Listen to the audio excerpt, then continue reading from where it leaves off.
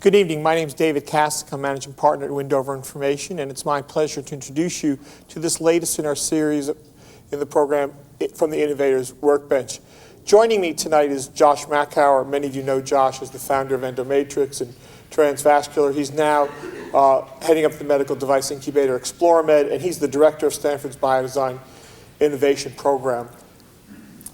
Great to be here.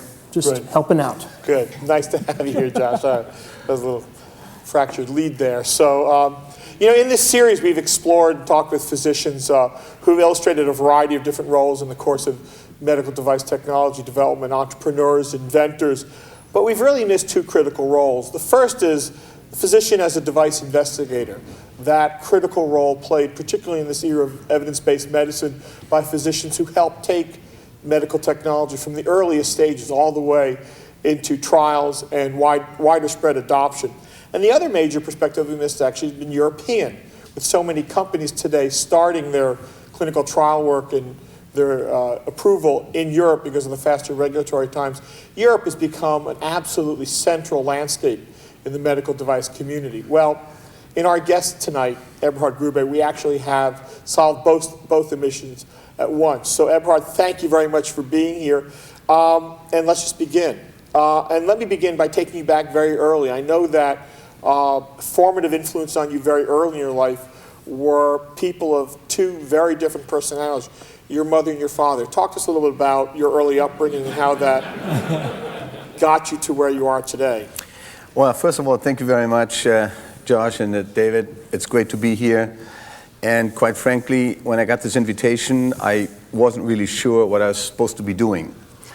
Because I really didn't think I achieved anything specific, anything special. And then I looked at the DVDs that Richard and Paul handed to me, and I looked at these celebrities that were interviewed, and I said, what in the hell am I going to say here? And it's not about patents here, it's not about legendaries and celebrities, and of course not about money too. And so my story actually is really about human beings, and I really, in saying that, I have to say, and I'm glad you mentioned my father and my mother, because not only were they unbelievably proud of me sitting here, but I can see as my life goes into the late stage, I may say, or later stage, that these two components of my father and my mother really are in me in one. And my father was a government employee, and he standard for duty and discipline and hierarchy. So I learned that part from him. But maybe even more important was my mother, because my mother came from the exact opposite side, and she was the rebellion in the family. And she was the one that always maintained her independence, even though she loved my father, and she supported him in all these difficult stages of his own life. But those were the two poles that were actually, for me, as I grew up, something that I was, of course, not reflecting at that particular point in time. But as my life went on, I could see these two poles battling inside me. And that is very important, because I do have an understanding of hierarchy, but I also have an understanding of independence. And when I looked at these previous interviews that you gave, I have at least two things in common, or one thing in common with the most famous heroes in intervention cardiology. That was college on probation. And it was John Simpson and Tom Fogarty. And quite frankly, I stopped after I heard that. I felt very good. I said, we might as well stop now, and I don't have to listen to their life. That is enough for me, because if John Simpson and Tom Fogarty started on probation, I might as well say the same thing. I didn't really start on probation, but I was not a good student. I have to say that. I had all things in my mind, and I wasn't very successful. And a very interesting story also, the part that my father's part kicked in, I joined the Navy as one of my duties, of course. And when I did that, I felt rather stupid, I have to say. I understood the Navy, I understood the duties, and I understood everything, but fundamentally, I remained independent. And with all these drills and all the stuff that we had to do, I still kind of smiled inside myself. I never smiled outside, and never smiled to the guys that were in charge, of course. But inside I said, you never break my neck. Whatever you do, you never break my neck. And having said that, when we went to the to what you call maybe West Point, we have an equivalent, not quite as elite as West Point, because we were not allowed at that time. And I had my uniform on. And I was among the 3 best of my crew.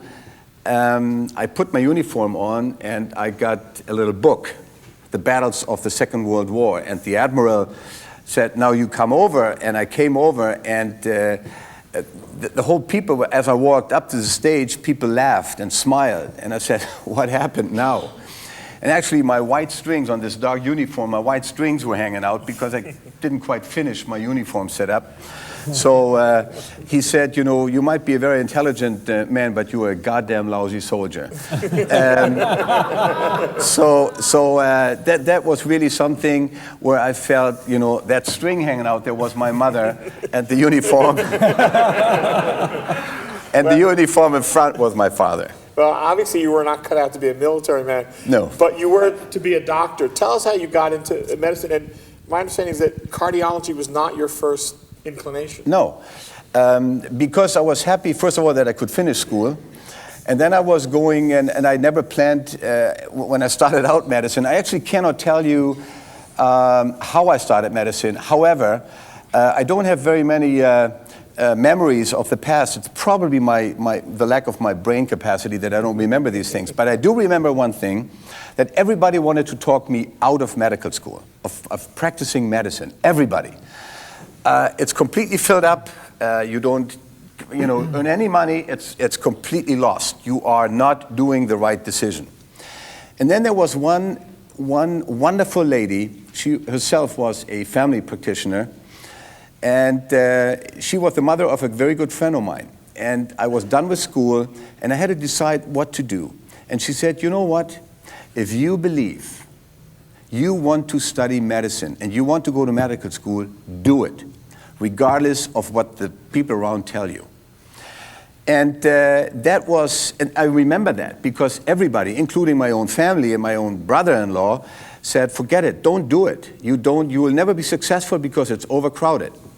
And she said, when this is what you want to do, do it regardless of what people tell you. And I think that had an impact on me, because that has been my decision all life long. Regardless of what people around told me, I did what I had to do up till now, I guess. Mm-hmm. So I know that early on in your career, you toyed with a number of different disciplines, and it was actually, although you're best known for your work at Seaberg, it was actually in the U.S., at St. Luke's in Milwaukee, that you first got interested in cardiology. Tell us that story and how that influenced you. And again, it's a story about people. I always wanted to go to America. My father and my parents weren't rich enough to support any type of formal training in any big institution, or small institution for that matter. So I decided I'm going to go to America, and I start exploring this country by hitchhiking.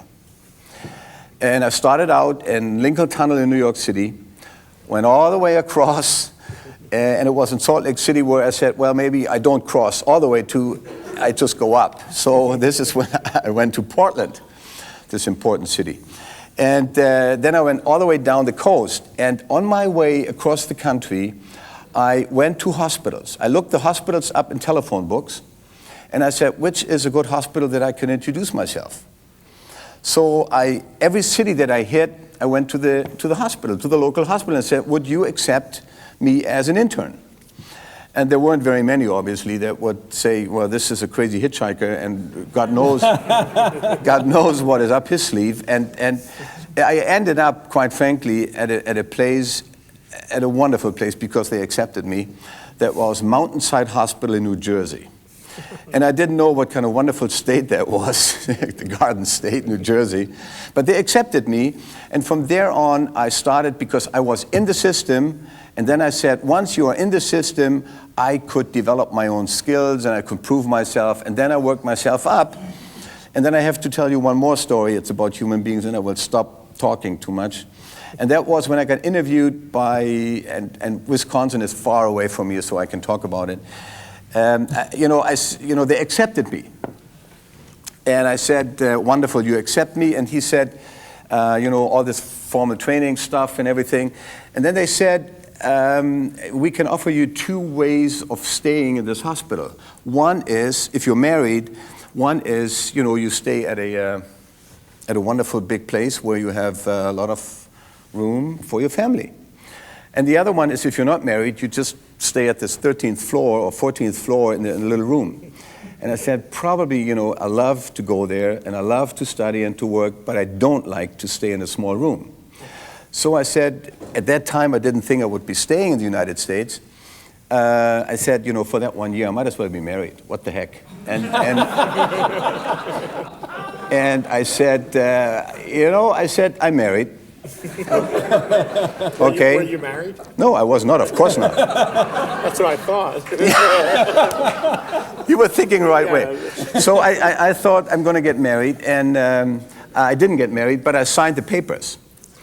So I got this wonderful room, big apartment, and the very first night I arrived with 2 other interns at that time, and we came to this dorm, and we put our suitcases down, and there was a party going on at the end of this long floor. And actually there were 3 nurses having a farewell party because they were leaving for Hawaii.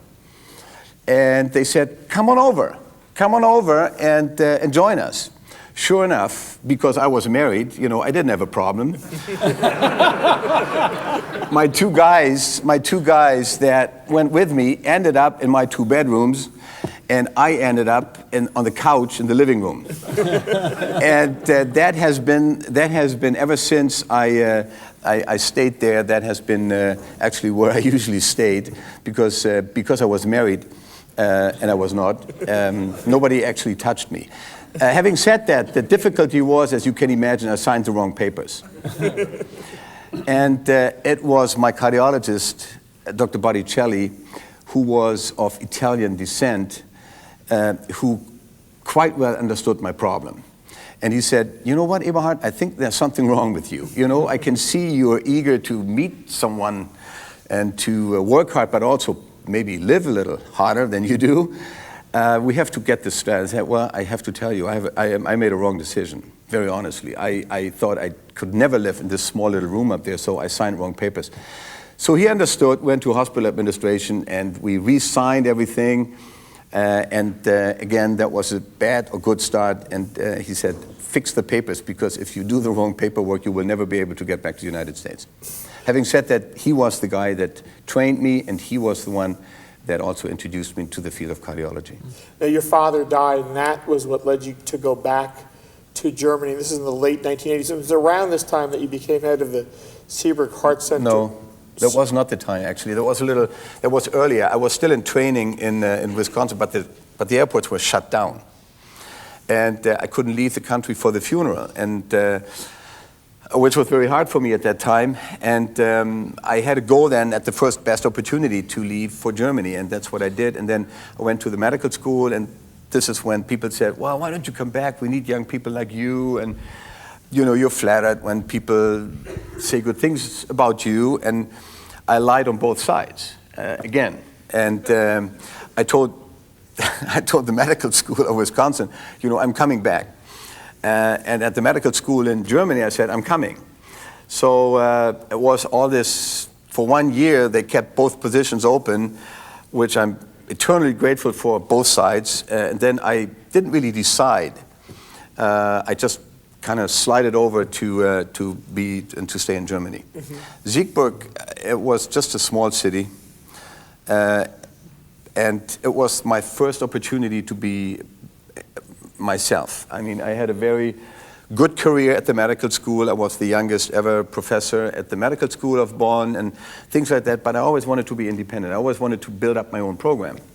And this little city, actually, I was a friend of mine who was chief of gastroenterology said, why don't we do this together? And this is how we started out together, but I went and he didn't. So I went there. Siegburg was not very well known, and Siegburg has an impact of a later stage event that hopefully will briefly touch base on. But that's a little city that nobody can find on the map. And I thought, well, it's probably not important where you are, but how you do it and how you develop it. And actually that came true. Did they have a cath lab? No, of course not. They said they had, and they actually said they had 2 cath labs, but they had nothing. And so I really started from the scratch, built it all with a wonderful team. This is where we are now. We are one of the 3 largest centers in Germany, actually. You said once to me that one of the keys was that you were more patient-oriented, very patient-oriented in the care you delivered. Talk a little about that, and whether, as you look back, the evolution of Seberg seems natural to you, or whether you're surprised at how much you've accomplished. No, actually, the reason why I said that, I actually trained in cardiovascular surgery with a legendary cardiovascular surgeon, Dudley Johnson.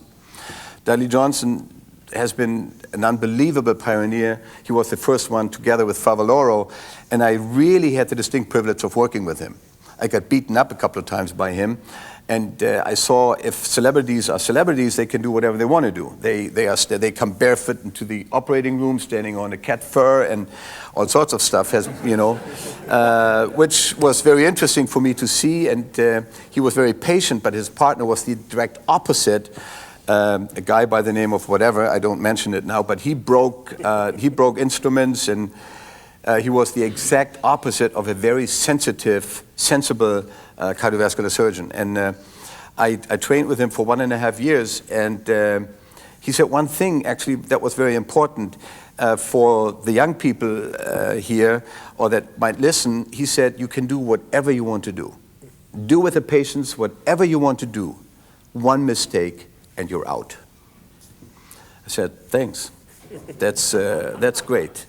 So that's one thing, however, where I said I take the chance and try not to make mistakes. And I really enjoyed cardiovascular surgery very much, particularly at that time, but I really tried to care for the awake patients. I didn't like the sleeping patients. And that's when I decided to switch to cardiology. Mm-hmm. And interventional cardiology, how did you get into Well, I remember interventional cardiology was just putting a catheter, but it wasn't quite zones, but you were very proud to put a catheter up the artery into the coronaries, not to talk about interventions. I mean, that was the mid-late 70s. Mm-hmm.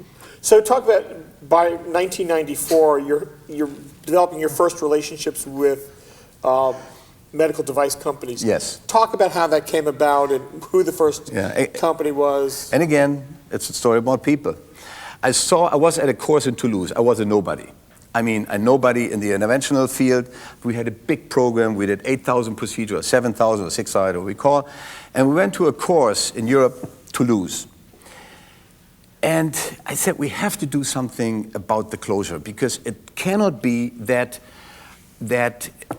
we do a procedure 20 minutes and then we compress for 45 minutes. That doesn't make sense. So at the course of Dr. Marco, I saw the ProCloser device, the very, very first unit. Mm-hmm. Very crude at that time. He closed it and I said, I have to have that thing. Mm-hmm. I have to have it. Mm-hmm. Now, ProCloser at the time was being distributed through A.D. Krauth in Germany, but Hank Plain is here in the audience. How did you actually make that connection with Before I really mention my close and good friend Hank Plain, I have to say that the chronology was a little bit different, and that is I tried to get the device, but I couldn't get it. Mm-hmm. And I said, what in the hell can I do to get this device? And then I had a real close friend, and I just see him among the audience here. That's Tom Afzal. Tom, at that time, was an executive of Crowd Medical, and he actually helped me getting this device. There was nobody actually interested in using it, except myself. Mm-hmm.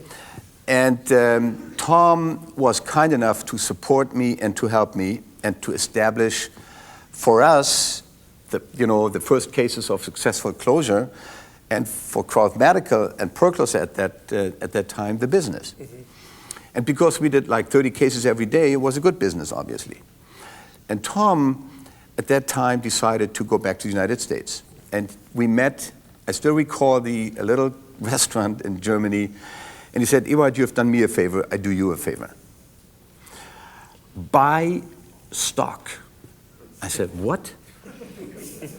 I'm supposed to buy stock? My parents told me you go to jail for that. No, you don't go to jail for that. Just buy stock. There's a little company called AVE.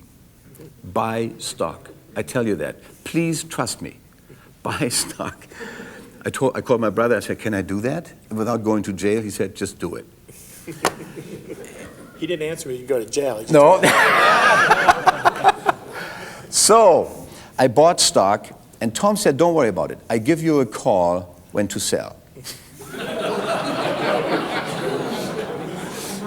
So I bought the stock, and Tom, forgive me, I don't know the exact numbers, but it was like I bought it for $12 or something, and I put like 10,000 with What's a Fortune, and I was always thinking of that jail thing. And there was a critical amount which is serious, and the 10,000 was just the border. So I said, maybe if something goes wrong, at least I'm not seriously punished.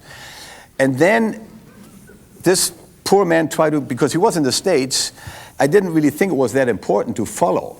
And of course I never did. And then he tried to call me, sell. And it was up like 52 or something. And I never answered his phone because I didn't really think it was important. Well, it dropped down to 48 at that point, and then he said, sell it. So I sold it, and that was my first investment. And I said, this is fun. This is truly fun. If it is that easy to make money, then maybe I should think about doing something else than putting catheters up the arteries. And so this is how Tom Afzal came into and basically started everything. And then I still didn't meet Hank Plain, but I said, why don't I have a good reason to go back to the Bay Area? Because this was always my favorite area. As a student, as a young doctor, I always loved the Bay Area. I always wanted to live here, be here, practice here, and at that particular time, meet wonderful women here. Everything I wanted to do here. So I said, I threw $100,000 into two companies and to two investment bankers. And Tom introduced me to two wonderful people. One at the local office of Piper Jaffray, and the other one was Cowen. And these people, and I don't really want to mention the name, even though they're still good friends of mine, and I put this 100,000 over and said, and I never thought about accumulating money. And I never thought about the money. I always thought about the good reason to come to the Bay Area. And these two important people, these two men said, this is a funny guy. We have a sense that, first of all, he knows what he's talking about, medicine. Second, he might have a sense of business. He, has the language okay. So maybe we report the name of this man to our respective headquarters.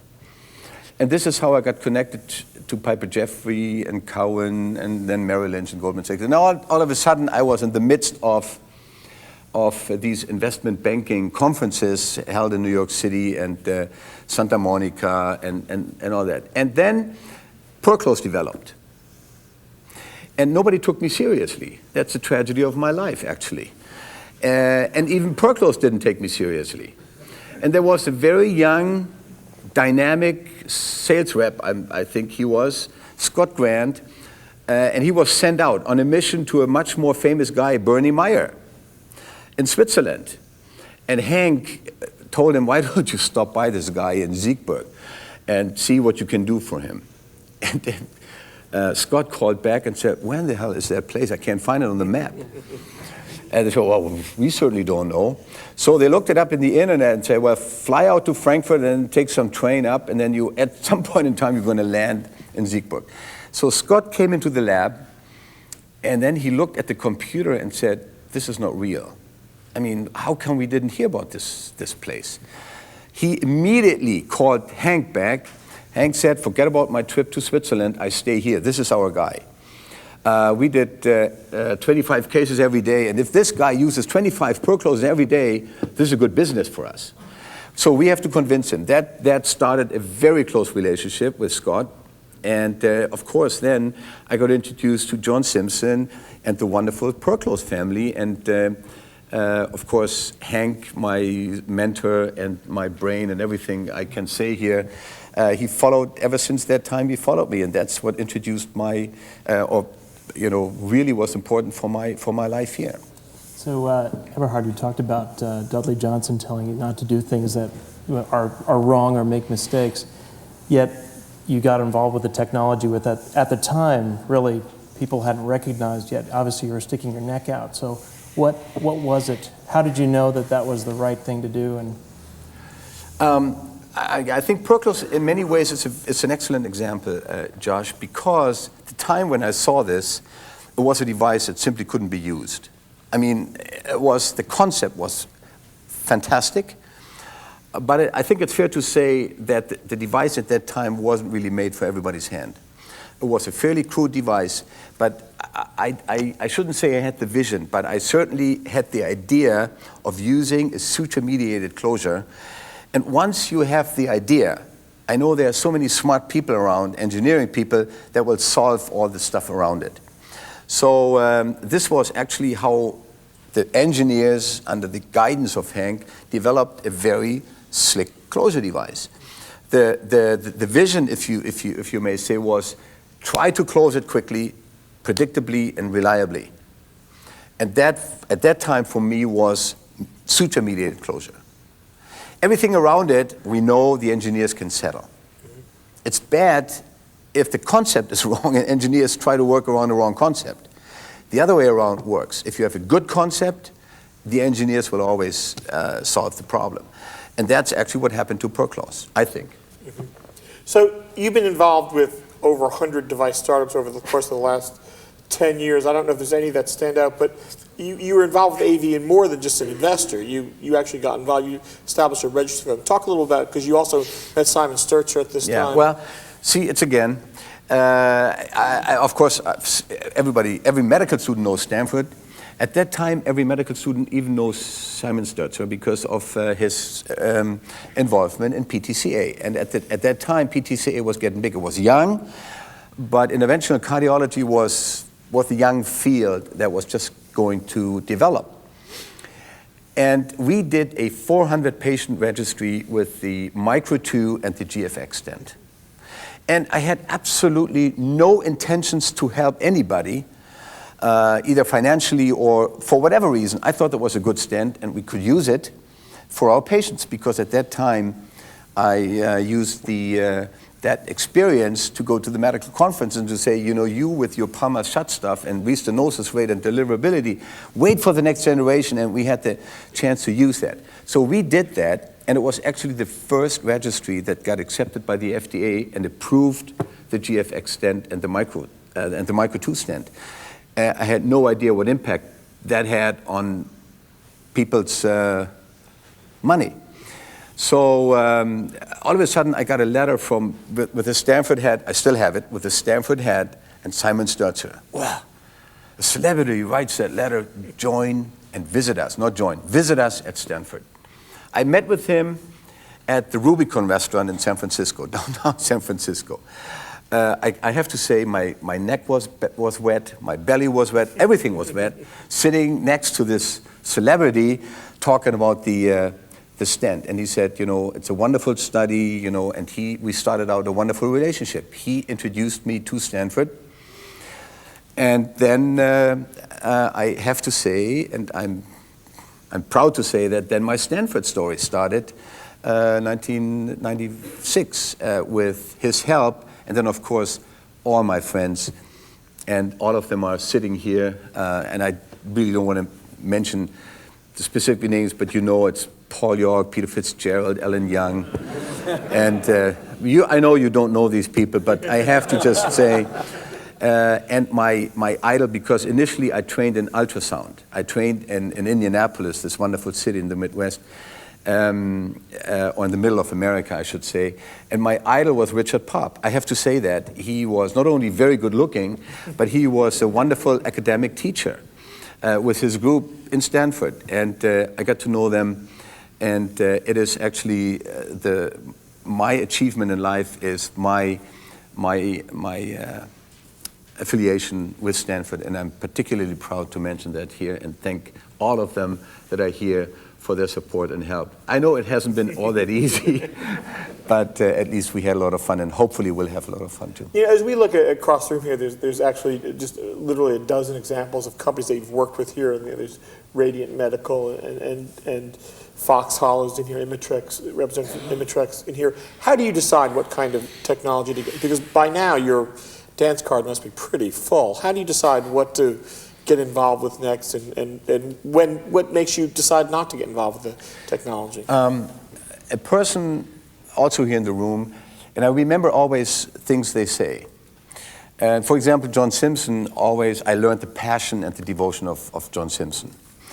I learned the perseverance and the fact to stay humble from Hank Plain.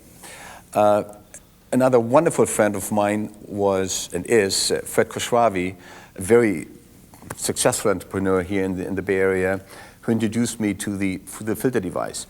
A very nice example I can give you, and I will answer that question, of course. It's not only the technology. And I received a telephone call because I thought the drug-eluting stents were the next frontier at that time. And I remember radiation was just going up. And we implanted the first drug-eluting stent in Siegburg, 1998. Nobody thought that would happen, at least that fast. And the first 6 months trials came back, the first cohort of patients, 30 minutes, they were wonderful. They were perfect. Never anything we have seen before. It was just smooth, absolutely no intima. I said, that is it. Is that Quantum Medical? That was Quantum. Okay. And it was a bad start. I mean, it was a good early start. It was a bad later start then. But it was a proof of concept, and people tend to forget about that. That was really the first one. And I received a telephone call at that time from a very important man now at Medtronic, then at Novo's, saying, Eberhard, why don't you hold back the results a little bit until we get going? Because then that is probably the death sentence for radiation. Having said that, I received a telephone call from Newport Beach. And I met a group of very impressive people at the Sheraton and on El Camino here. And the group came up and introduced me to a great concept, a new drug, and a great stent. And that was a group of biosensors, and biosensors was led at that time and still today by Yo-Chi Lu, my good friend. And he came up on a Saturday afternoon and said, you know, if you are willing to support that, we will support you with a trial. Mm-hmm. And that, having said, with the bad experience of Quantum, Cypher was not really there yet. I thought this is a wonderful opportunity. Mm-hmm. And by saying that, I mean, what am I going to pick? What am I not going to pick? Or when people ask me what is going to be successful or not, I think there are three things that we have to consider. First of all, first and foremost, it's the people. And I still believe that firmly. Then I think it's the concept. And I think you don't invest in a concept, you also invest into people. And I didn't understand that at that time, because for me, because I didn't know anybody, was of course the concept. And the concept I thought I was strong at, because fundamentally I'm a plumber, which means I use my hands every day in the cath lab. So by using my hands in the cath lab, I could tell it's not going to go, it's not going to work. If engineers present a concept to me and I can translate that into my daily practice, it doesn't take a miracle. It has nothing to do with intelligence. It has something to do with practicability and maybe experience and the ease of use. And this is what I could very clearly and very early say, this is interesting for us because this helps us doing this or that. And then, of course, the people. And we have all, I'm sure, in the room, examples of great technology with bad people and bad technology. So it would be ideal if you have a good concept with good people running it. Mm-hmm. And that I know by now. So one of the things that's interesting about it, I said in the very beginning, is that you have a perspective. I mean, obviously, when you do device development work, it's on a global scale. You don't care where this is adopted. But it's been striking, I know, to a lot of folks who are new technology developers, the difference between adoption rates in Europe and in the US. And you mentioned that you were excited about the ProCloser device when you first saw it, but A.D. Kraft at the time was having a very hard time selling the device to German interventionalists because they just didn't take to the concept. Talk a little bit about the difference between adoption rates and how they differ in the U.S. versus Europe.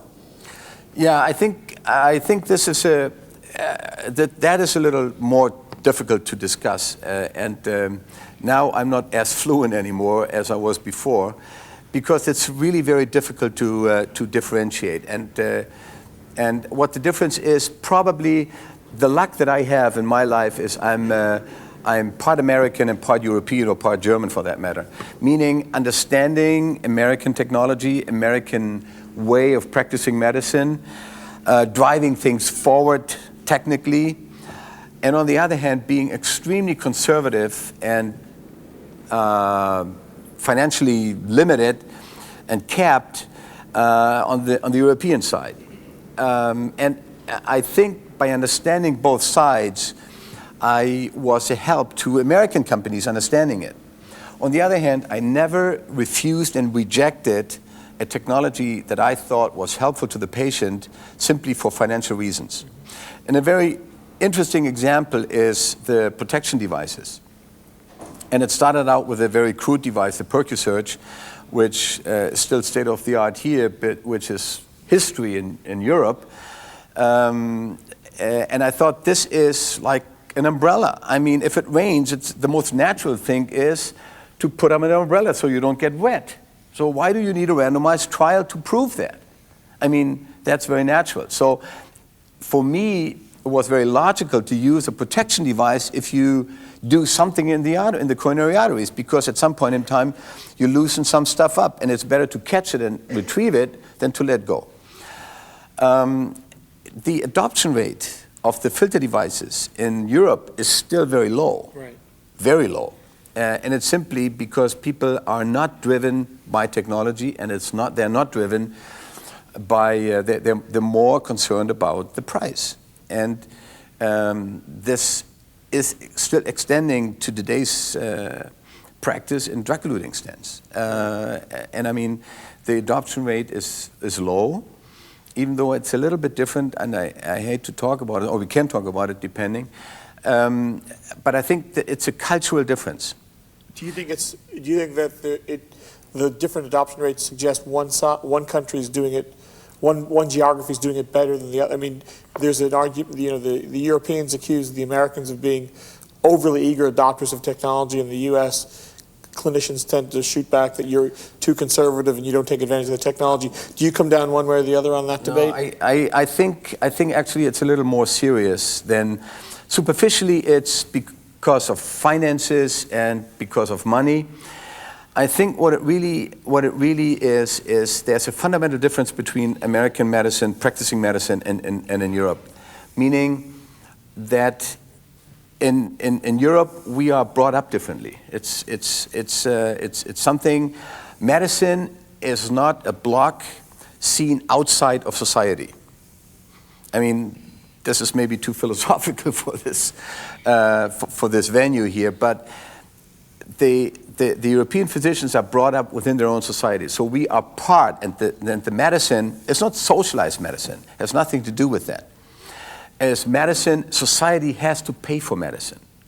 So in other words, if you find a physician saying, well, I'm going to put a drug-eluting stent in for $3,500, he immediately asks, who's going to pay for it? It is the society that has to pay for it. So society has to decide what are we going to pay for that. In America, the fundamental difference is that we don't care who's going to pay for it. This is best for the patient. Let's the politicians figure out who's going to pay for it. We are part of the system, unfortunately or fortunately, but that's the way we are brought up. And this is still the conflict that we are battling every day. And I can tell you, the first person that brought that very clearly up to me was Jeff Moses on a very vivid and vigorous discussion in New York City, when he said, well, that is just the European way of approaching it. And I said, he's probably right. He's probably right, because we are asking if society has to pay for it. Everybody of the society has to pay for it. And it's not the politician that decides it, it's the poor man sitting there or the rich man sitting there. And there's no such thing then, I give you a prescription, you go down to pharmacy, get the stent, and I'm going to implant it. A European physician would never do that. By his training and by his mental brought up or bringing up. So this is something that goes way beyond the finances. What's amazing about that, of course, is that most of the new devices are tested first in Europe. Correct. So, that's an interesting paradox, isn't it? Yes. How do you feel about that? I mean, the fact that they are tested there first, people come to you with all sorts of ideas that really haven't had any human experience. So, what's your input to those? Yeah, I think because that has to do with me. And I don't think that has anything to do with Germany, France, or Italy. I'm obviously technology-driven. I'm fascinated by technology. I adore engineers, regardless of whether the concept is good or bad. I always give them credit for their work, because nobody does something just to kill the time. Having said that, it is very difficult for me to hear when I get asked, what do you think about this or that company? I basically never say this is not good and this is bad. People just have to read in between lines, because I think if a concept is not good, and I can give you some examples where the concept maybe was not that successful, in fact was very unsuccessful. But I always give, there's a tremendous amount of energy, time, and money put into a certain project, and I have great respect for that.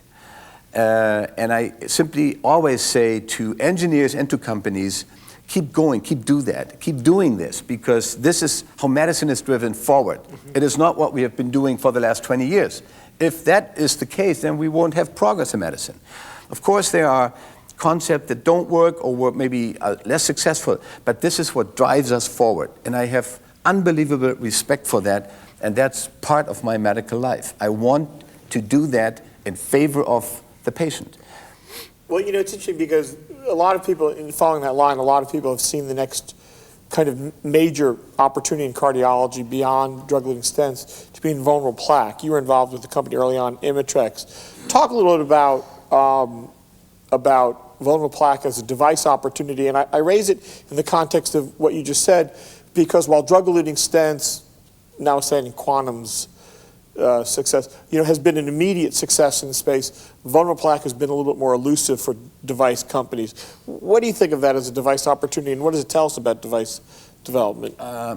This is a good topic to talk about, and I hope I'm not killing too much time, but it's a very interesting story because it tells you something about myself. It tells you something about the dynamics of Sandhill Road and of the investment community. And it's a very, very brilliant example. With drug-eluting stents, basically the excitement was over. I mean, the technology was in the field. We knew this is the next frontier. So what are we going to do next? We don't know. So somebody, and I shouldn't really say somebody, some very intelligent people came up with the vulnerable plaque. And the vulnerable plaque, and it was at that time the pathologists that brought it up. And in that regard, Renu Virmani, our most adored East Coast lady, I would think, and I'm very good friends with her. So here we had a new clinical battlefield, kindergarten, that we can focus on. And the whole investment community was focusing on vulnerable plaque. And there were actually 4 companies at that time, and I don't think it's unfair to mention the names, because some of them are around, some of them are not around. Imetrix, I was introduced to by Peter Fitzgerald at that time, then Thermocore in Rotterdam, and Volcano, and Stefanidis' company out of Greece. So everybody was dealing with it. That was the hot topic. And I was in Hawaii, and I received a telephone call from the people from Imetrix said, could you just help us? We just have to prove the concept. And I said, at that time, and remember, Volcano just raised 25 million. Right. And so there was this big thing.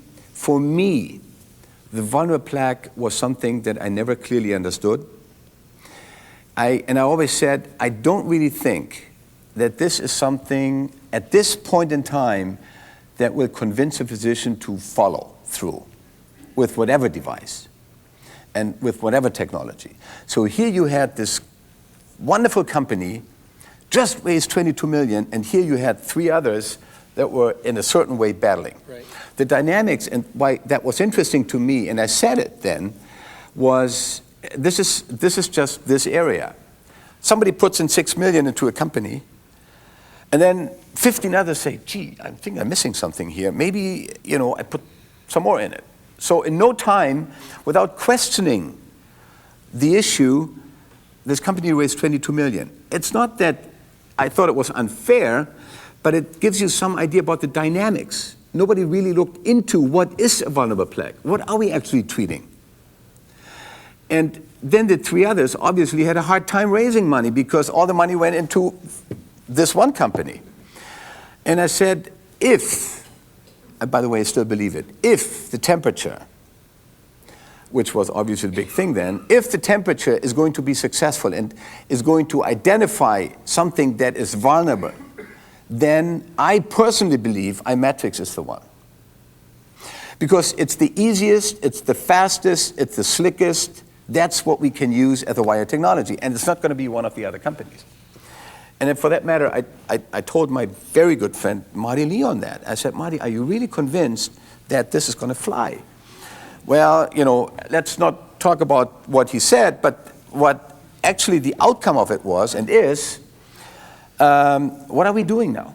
We still have sessions about vulnerable plaque, but really we are talking about acute coronary syndromes, which is the consequence of vulnerable plaque or potentially the reason for that. So what it tells you is, and that's why I never actually put any personal investment into something that deals with a vulnerable plaque, because I think before we develop a technology, we have to understand what we're treating.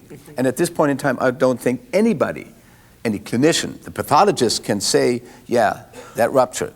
But we, as a clinician, we cannot come up and say, well, you see a little bump in the coronary, let's put something in there. So that's a little bit of a trick. And this is, I think, where my expertise, personal expertise is.